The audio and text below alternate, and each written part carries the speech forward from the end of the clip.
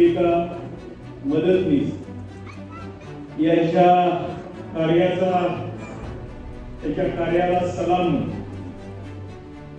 या कार्यक्रमाच्या निमित्तानं या विचारमंचावर उपस्थित असतात ज्यांनी आत्ताच आपलं मनोगत व्यक्त केलं गाणेकर मॅडम त्याचबरोबर डेप्युटी सीओ सन्माननीय यादव सर डॉक्टर वाघ निकम मॅडम त्याचबरोबर डॉक्टर हेमा कांबळे त्याचबरोबर मनीषा तळुंगे सुरेखा गोड त्याचबरोबर सतीश नवले कनसे मॅडम सतीश उबाळे नादिरा नदाम मॅडम त्याचबरोबर मीना कोळी आणि ज्यांनी आपल्या तालुक्याचं नाव या ठिकाणी एका वेगळ्या उंचीला एका वेगळ्या क्षेत्रात घेऊन ठेवलं त्यात आपल्या या कार्यक्रमाच्या विशेष सत्कार होते ताई मुलके त्याचबरोबर या ठिकाणी उपस्थित असणाऱ्या सर्व या ठिकाणी उपस्थित असणाऱ्या सर्व आशा भगिनी त्याचबरोबर आरोग्य सेविका मदतनीस फक्त एक माझी पत्नी सोडून आपण या सर्व माझ्या माता भगिनी कारण बरेच दिवस झाला हा कार्यक्रम घ्यायचा म्हणून फाउंडेशनचे आमचे जे सूत्रसंचालन करणारे शिक्षण संस्थेचे चेअरमन सकाळपासून ज्यांनी आपल्या या मधुर वाणीतून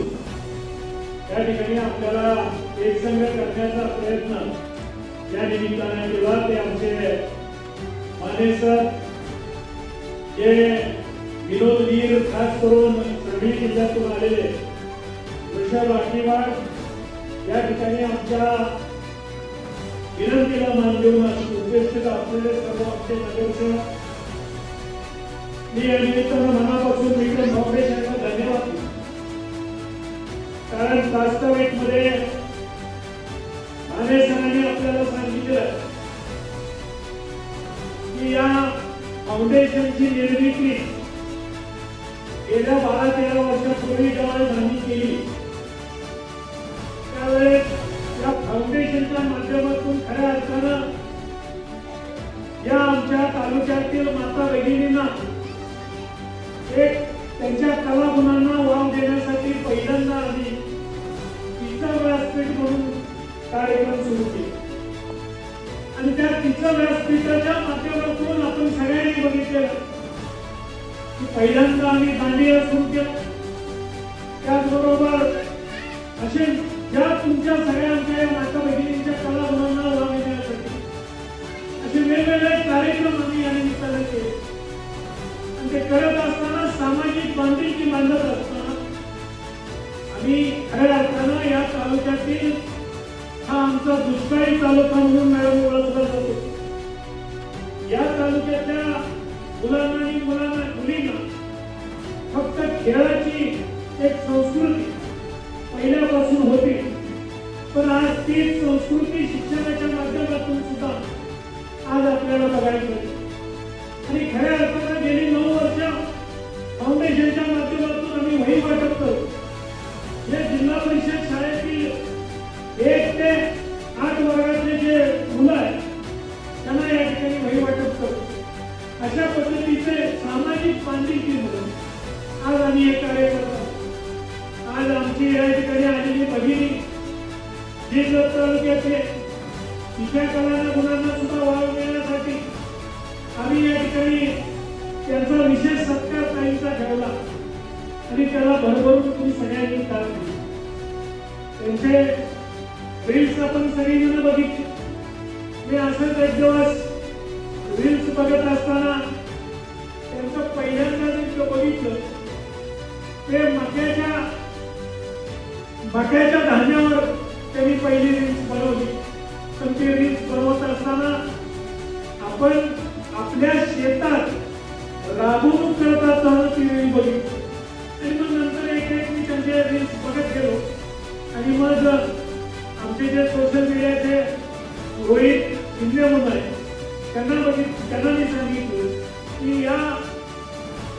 भगिनींचं की नेमकं प्रोफाईल काय आहे जरा चेक करा आणि मग मला सांगा.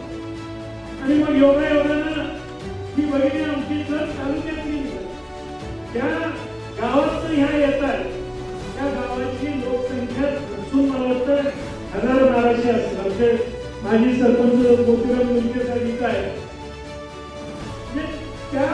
गावाची लोकसंख्या वेगळी 1000. आणि मग अशा गावात अशी माझी एक बहिणी पुढे येते तर तिला वाव देणं सुद्धा आपल्या सगळ्यांचं कर्तव्य आहे. आणि या निमित्तानं आज ताईंचे या ठिकाणी उपस्थित असणाऱ्या या आमच्या तालुक्यातल्या माता भगिनी सुद्धा त्यांना लाईक करून आज त्यांचं 1000 होईना कमीत कमी आज तुम्ही त्यांचे लाईक वाढवा एवढीच या निमित्तानं विनंती करतो.